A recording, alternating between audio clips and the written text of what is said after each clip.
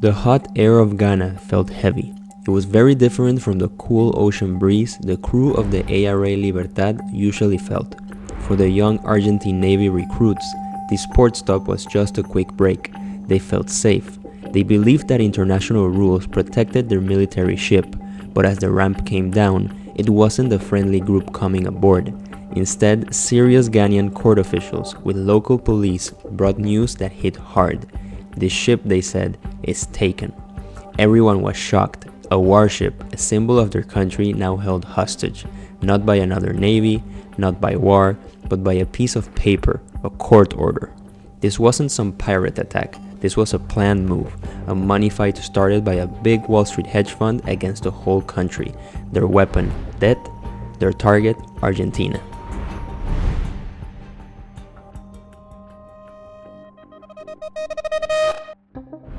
This was just the first shot fired in a long money dispute, a war that's shaped Argentina's future for decades. It's a huge story where the difference between fair money deals and greedy tricks gets blurry.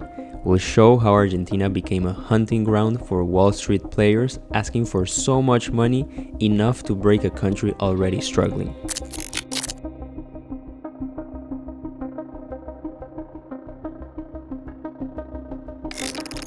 To really get how crazy it was for a Wall Street hedge fund to order the government of Ghana to take an Argentinian ship, we need to go back to the terrible economic crash that hurt Argentina around the year 2000. From 1998 to 2002, the country went through a very bad downturn. This time was so hard it's now sadly called Argentina's Great Depression.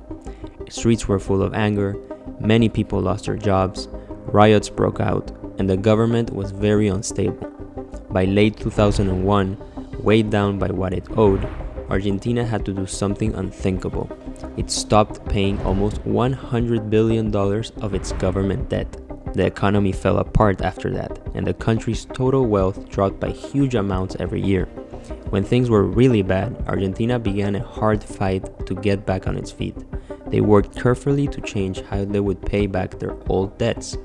Eventually, about 75% of the people and groups they owed money to agreed to new payment plans.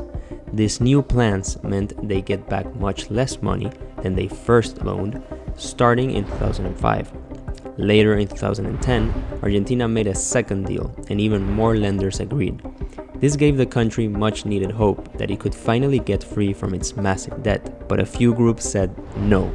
They held on to about 7% of the original debt, and these private groups bravely refused both new payment plans. They demanded all their money back, every bit of it, plus all the extra interest. The main group leading this was the Wall Street hedge fund called Elliot Management, a special investment company run by a famous man named Paul Singer. Singer was known for being really tough. People called him a vulture investor because he was an expert at playing hardball. He was surprisingly good at making his way, not just with struggling businesses, but as Argentina would soon learn, even with the entire country. Elliot Management had a special team called NML Capital. In 2008, this team bought some of Argentina's unpaid debt. They supposedly bought it for very little money, paying around $49 million for bonds that were officially worth almost 5 times that much. But NML didn't just sit on these bonds. They tried hard to buy more. Eventually, they held these debts that were officially worth over $2 billion. By 2012, Elliot took Argentina to a US court. They demanded to be paid back fully and clearly. The courts agreed with Elliot Management. They gave clear orders for Argentina to pay its debt, but Argentina stood strong. They angrily said the court order was against the law, and Argentina's answer was always a brave, firm no. This money fight was about to become a shocking event watched all over the world.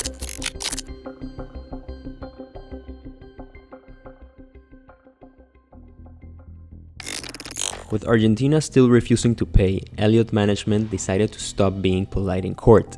They launched a direct, bold attack on Argentina's pride and power. They carefully tracked Argentine government property far outside the country's borders. Every Navy ship, every plane, even the country's money kept in the Federal Reserve Bank of New York, all were under Elliot Management's careful, watchful eye. Their fresh target, the ARA Libertad, Argentina's grand tall ship, a symbol of its proud Navy history. It was innocently docked in the port of Tema, Ghana, a training ship with about 300 young Navy recruits and students, thousands of miles from home. Elliot management moved fast. They successfully convinced a Ghanaian court to issue a shocking order. They seized the Libertad. The ship and its crews were not allowed to leave the harbor until Argentina paid back some of its huge debt to Elliot management. The world watched as a hedge fund held the country's warship hostage for unpaid debts. Elliot management had crossed a new line where a whole country, in this case Ghana, sided with the hedge fund. This only showed how much global power and money Elliot management had. The Libertad was docked in Ghana for 77 days. Argentina angrily said its ship was being pirated. Elliot management first asked for $20 million to let the ship go, but they didn't get that money directly from this big move. The UN Court for the Law of the Sea eventually ordered the ship's release. It ruled that because it was a military ship, it was protected from being seized. But the damage was done. The Libertad events sent a clear, chilling message, not just to Argentina, but to any country thinking about not paying its debts. Elliot management would stop at nothing. They would use every tool they had until they got what they wanted. In 2015, a new leader, Mauricio Macri, became president of Argentina. A big part of his campaign was a clear promise to finally end the tough, long fight with Elliot management and the other groups who wouldn't take less money than they were owed. It was like putting an old, nagging problem from the 2001 money crisis to bed after almost 15 years. Just 2.5 months after Macri took office in February 2016, the world got the news. A deal was made. Elliot management and the other money groups agreed to take 75% of the money Argentina owed them. This payment covered the original loan, the interest that added up, and even the huge legal costs from their 15-year battle. For Elliot management, this was a massive win, almost too good to believe. Even though they only got 75% of what the court said they were owed, the money they first put into buying Argentina's old debts was tiny compared to what they ended up getting. They had bought most of these old debts in 2008, 8 years before they got paid. Their total spending was about $177 million, but their share of the final payment was a jaw-dropping $2.28 billion. This was easily more than 10 times what they had likely paid. It really showed how tough and smart Elliot management's ways of fighting were. But as Argentina finally relaxed, thinking one painful chapter was over, another even bigger money fight was quietly beginning.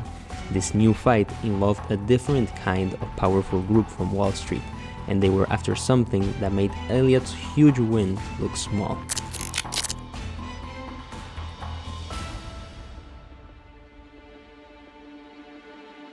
This time, the enemy of Argentina wasn't a traditional vulture fund that fed on bad government debt. It was a new money hunter, Burford Capital.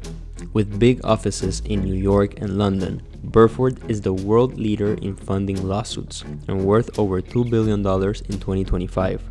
Their business plan is very clever. They buy the rights to lawsuits from companies or law firms. Then they pay for the very expensive legal cost of taking these cases to court. If the lawsuit wins, Burford takes a big cut of the money. They turn legal fights into big profits. The start of this new, massive conflict happened in 2012 with Argentina's president at the time, Cristina Fernández. She angrily spoke against greedy companies. She specifically picked on YPF, the country's biggest oil and gas company. YPF, which used to be owned by the government, was sold to private owners in 1993. It was listed on both the Buenos Aires and New York stock exchanges. Fernandez strongly said YPF was putting big profits for owners over important Argentinian oil production. This, she claimed, forced Argentina to buy oil from other countries and hurt its trade balance. On April 16, 2012, in a move that shocked the world's financial groups, the Argentine government announced it was taking over 51% of YPF. This specifically targeted the shares owned by the Spanish energy giant Repsol. They quickly replaced all the company's leaders. Argentina, it must be said, has a long troubled past of taking private property, especially from foreign investors. Knowing this risk, YPF's legal terms from 1993 clearly had rules for paying back money if the government took it over. If the government took a controlling share, they were legally supposed to make an offer to all YPF owners at a price based on a set rule. But President Fernandez chose to openly ignore these binding legal agreements. She took Repsol's 51% stake with absolutely no payment and made no offer to buy shares from the other owners. This bold act not only ruined Repsol's multi-billion-dollar investment, but also completely crushed other big owners. This included the Argentine Peterson Group, which had a large 25% share. With profits suddenly stopped, the Peterson Group, which had borrowed billions to buy its YPF shares, quickly went bankrupt. With no power and desperate, Peterson looked for a way to sue Argentina. They found it in Burford Capital. Burford, seeing a huge chance, bought the Peterson Group's right to sue in 2015 for an initial payment of approximately $15 million. In a breathtakingly risky move, they agreed to pay for all future, extremely expensive legal costs. In exchange, they would get a huge 70% of any final payment from the Peterson lawsuits. The legal fight that followed was long and fierce. Argentina first tried to say that US courts couldn't judge its actions as a country. But in 2019, the US Supreme Court delivered a huge blow to Argentina's defense. It ruled that because YPF was listed on the New York Stock Exchange and got money from US investors, the lawsuit against the country could go forward. This was a huge win for Burford. It greatly increased their chances of a massive payday. However, the case had its own tricky and confusing problems. This was especially true with how Burford chose to show its profits using a method called fair value accounting. Basically, Burford would count the estimated value of its lawsuits as income, money coming in, on its financial reports. This happened even before they actually received any real cash from those lawsuits. From 2015 to 2018, Burford's profits shot way up. Most of these new profits came from these fair value gains, almost all of them tied to the Argentina lawsuit. This quick rise caught the eye of Carson Block. He's a well-known short seller from Muddy Waters Research, meaning he makes money when company stocks go down. In 2019, Block strongly attacked Burford in public. He claimed Burford unfairly made the Argentina lawsuit seem much more valuable than it was. They did this by having their subsidiaries buy parts of the lawsuit at prices that were too high. This created fake profits on Burford's own books. Block also argued that any money Argentina had to pay from the court case would likely be in its super inflated Argentine pesos, which would make the payment practically useless. But then on April 3, 2023, everything changed. Burford announced that a judge had made a decision that surprised everyone. Burford clients had won completely against Argentina. Very importantly, the court clearly stated that the payments would be made in US dollars, not in Argentine pesos. While the exact amount of money Argentina has to pay is still being figured out, Burford's share alone is expected to be between $2 billion and $5 billion. The total amount Argentina might have to pay from the court case could be a shocking $16 billion. As a win for Burford, this situation stands as a major problem for the Argentinian population, where the country's economy is once again in a very bad state. The global financial community will keep watching this multi-billion-dollar standoff between a struggling country and a tough Wall Street firm. From the bold takeover of a national warship in a foreign port to the multi-billion-dollar court orders to pay Wall Street firms billions, Argentina's recent history is a clear example of the raw power of Wall Street's most aggressive money hunters. Elliot Management's $2.28 billion payout and Burford Capital's win set a scary example for countries trying to deal with tough international debts. These high-stakes battles shape the future of millions and set a reminder that even a country's independence can be deeply challenged by the non-stop forces of money and power.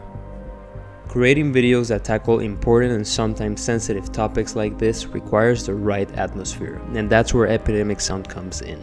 They offer instant access to a massive library of high-quality, royalty-free music and sound effects, all completely covered. Ditch licensing headaches and deliver your message with confidence. Click the link below to ignite your videos with professional sound. Want more videos that explain what's really going on in the world of business? Hit that subscribe button, turn on notifications so you're always in the loop. Thanks again for showing love on our last video, and our favorite comment from that one goes to